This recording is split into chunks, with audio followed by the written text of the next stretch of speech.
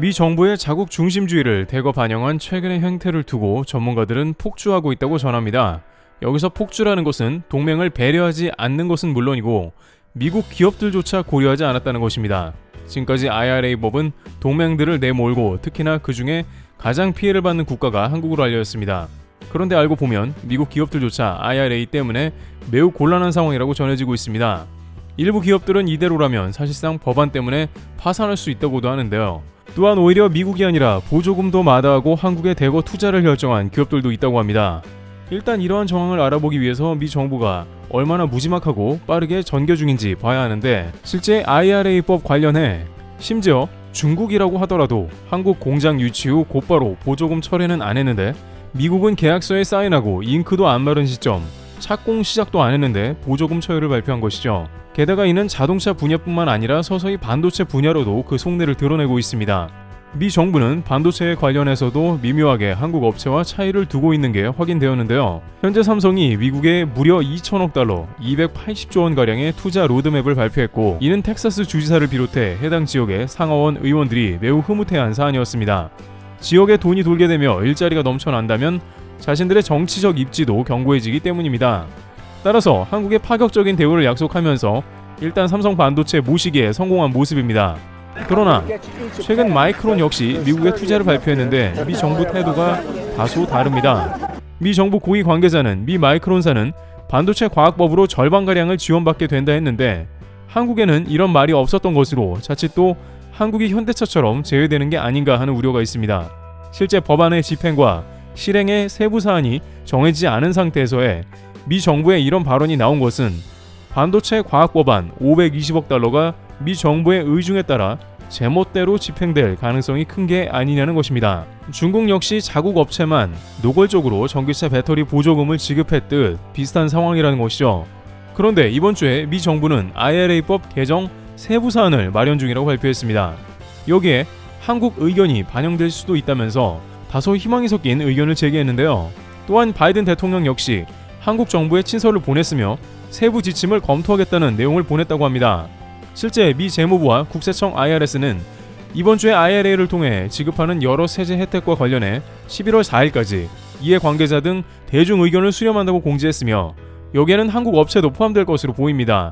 일각에서는 한국 정부는 물론이고 유럽과 일본까지 비판을 하니 미국에서 동맹을 우대하는 게 아니냐는 희망이 섞인 의견을 내는데, 쟁점은 과연 IRA가 명시한 북미에서 최종 조립이 되어야 한다는 조항에 대한 수정입니다. 이것으로 현대차는 현재 보조금을 못 받고 9월 판매량이 30% 이상 급감해 직격탄을 맞았습니다. 따라서 11월에 이 북미 조립 조항이 개선되냐 여부가 가장 핵심이라는 것입니다.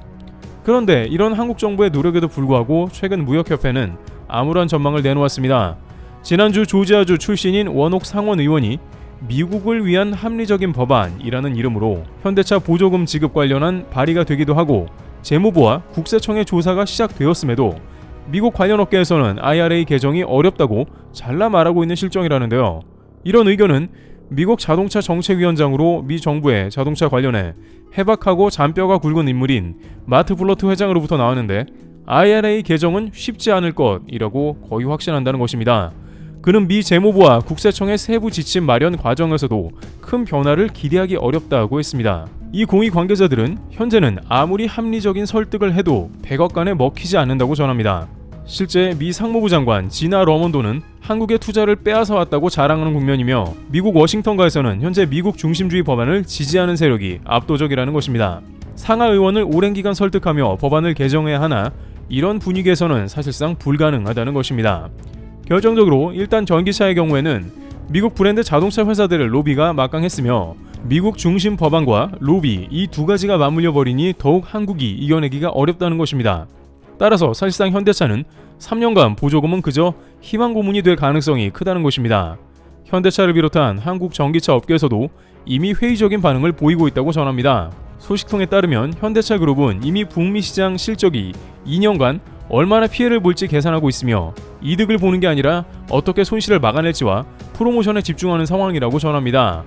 관계자들은 결정적으로 2년간 미국의 전기차 인프라가 10%에서 30% 이상 증가하는 이 상황에 초반 시장 점유율이 매우 중요한데, 후발주자는 역전을 해야 해서 더 크게 부담스럽다는 것입니다. 따라서 한국도 전기차는 물론이고 반도체 분야에서 뭔가 묘수가 필요한 상황이라는 것인데요. 그런데 이러한 흐름 가운데 미국 주요 반도체 업체가 보조금도 마다하고 한국 투자 의사를 밝혔다는데요. 뉴욕타임즈에 따르면 마이크론의 경우에는 뉴욕주에 140조 원가량의 투자를 하기로 결정했으며 이러한 결정을 내린 주된 배경은 절반 이상 미국에서 지원을 해주기 때문에 결심한 것입니다. 또한 관계자들에 따르면 마이크론도 삼성과 비슷하게 반은 강제로 미국에 왔다는 것인데요. 그들은 중국에도 공장이 있지만 반도체 과학법에 따르면 더 이상 중국 공장 확장도 어려운 상황인데 이 법안은 앞으로 중국의 새로운 장비나 공정을 투입 금지를 해놨다고 전하고 있습니다. 전문가들은 가히 반도체 산업 역사상 충격적인 법안이라며 실행될지도 매우 궁금하다고 하는데요. 중국의 최고 첨단 공장이 가미된 반도체가 생산이나 공급이 되지 않는다면 상당수 사업은 괴멸하게 되죠.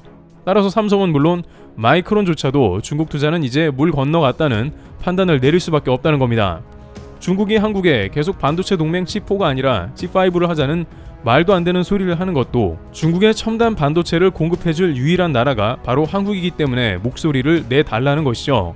실제 중국은 반도체가 끊길 상황을 가정하고 현재 대만 침공까지 서두르는 것으로 보입니다.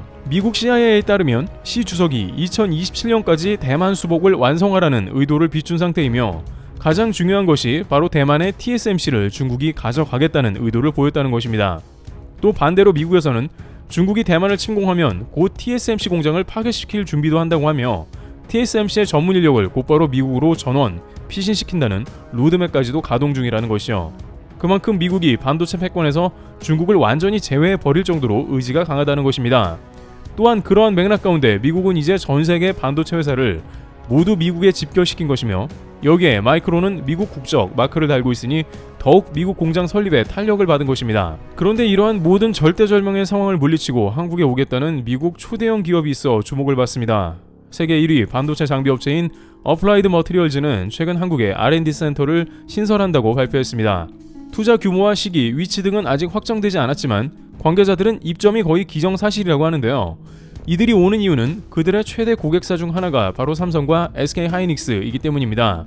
한국 삼성이 미국에 2천억 달러를 투자한다고 했지만 이는 로드맵일 뿐 확정은 아닌 것이고 역시나 핵심 공정은 한국에 있는 상황이고 시스템 반도체 비전 2030을 비롯해서 한국의 라인을 대거 확장하는 공사를 진행하며 EUV 전용 라인도 계속 완공되어 오픈 중입니다.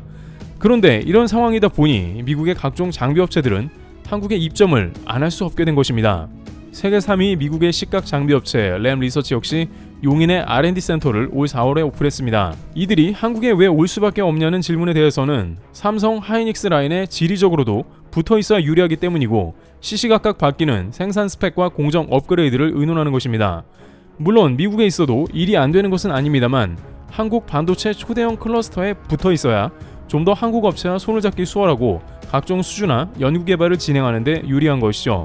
실제 램 리서치의 한국 지사 램 리서치 코리아에 따르면 한국의 거점을 조성하는 게 당연하다며 램 리서치가 제공하는 모든 칩 제조 공정 전반에 긴밀한 협의가 더욱 강화될 수 있고 각종 솔루션 개발을 가속화할 수 있기 때문에 한국은 선택이 아니라 필수라는 것입니다. 상황이 이러하자 일부 채널에선 미국은 막대한 보조금까지 주는데 왜 그러냐는 반응인데요. 그러나 업계 전문가들은 한국이 모든 면에서 미국에 당하지만은 않을 것이라고 전합니다. 반도체의 경우 이미 제조 공정이 후발주자가 따라오기가 불가능한 수준으로 진입했다는 것이라 제조 공정 라인들이 가장 앞서 있는 한국이나 중국을 선택할 수 있는 상황이지만 미중 무역전쟁 이후 한국에만 몰리는 추세라면서 아시아의 허브가 한국으로 굳어졌다는 것입니다. 또한 이 업체들이 미국에 들어가고 싶더라도 미국엔 이제 막 제조 라인들 확장이 되기 시작하기 때문에 앞으로 이러한 라인이 완성되고 안정화되는데 최소한 수년 이상 걸릴 수 있다는 것입니다. 반도체에서 시간은 돈으로도 살 수 없는데 이런 상황에 미국 업체들이 보조금이 중요하겠냐는 것입니다. 따라서 세계 1위 업체인 어플라이드 머티리얼즈 역시 투자하는 게 당연하다는 반응을 보입니다. 또한 삼성도 2천억 달러를 미국에 다 쏟아부을지 아닐지 모르며 역으로 립 서비스를 했을지 모른다며 현대차의 경우 북미 시장에 치명타를 입게 되었지만 반도체는 아직 기반도 없어 사정이 다르다는 것이죠. 관계자들은 한국도 분명 IRA의 희생이 되어가지만 적절히 미국에 대응하면서 한국 이득을 챙기면 오히려 미중 사이에서 기회가 될 수 있다며 한국이 이를 잘 활용해야 한다고 강조하고 있습니다. 테이블TV였습니다. 감사합니다.